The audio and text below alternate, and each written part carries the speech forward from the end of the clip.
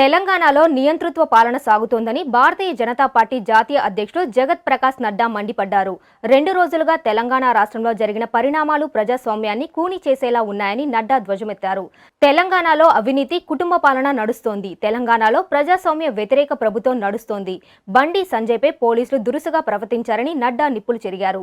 దుబ్బాక, హుజూరాబాద్ ఓటమిని కేసీఆర్ జీర్ణించుకోలేకపోతున్నారని విమర్శించారు. Which the Telangana state BJP is fighting for the people and for the employees of Telangana state. आज मैं Bharatiya Janata party की तरफ से जो तेलंगाना राज्य एम्प्लॉइज के लिए और लोगों के लिए जो जमीनी स्तर पर जो लड़ाई लड़ रहा है उसको समर्थन देने के लिए मैं आया था। लेकिन मुझे एयरपोर्ट पर ही joint commissioner police mister Kartikeya उन्होंने मुझे बताया कि यहाँ गवर्नमेंट ऑर्डर है कोरोना के नॉर्म्स को फॉलो करना, इसलिए आपको मैं ये बताने आया हूं कि कोरोना नॉर्म्स को फॉलो किया जाए। मैंने उस समय उनसे कहा कि मैं कोरोना के सभी नॉर्म्स को फॉलो करूंगा और फॉलो करते हुए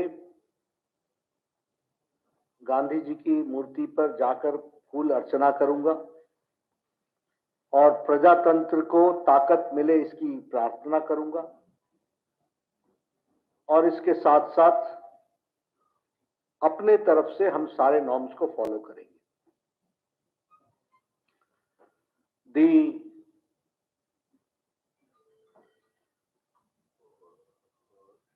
situation of the government was exposed at that point of time when I said, now, do I have the permission? He said, I don't know. That means that the administration was only bent upon stopping me. But they did not have the answer when I told them that I will go within the norms. And then they said, iska permission mere paas nahi hai, you are the best judge. Khair, I'm a person and my party is a disciplined party. We went there. Mahatma Gandhi ji के आगे हमने फूल अर्चना अर्पित की और उनसे हमने शक्ति भी ली और प्रार्थना भी की। लेकिन ये सारे प्रोसेस में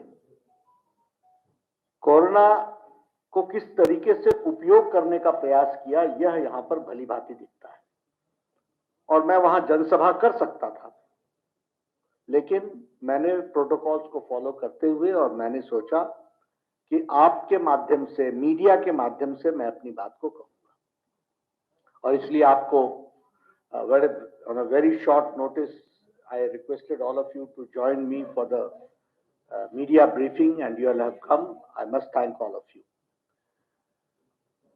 जहां तक तेलंगाना का सवाल है,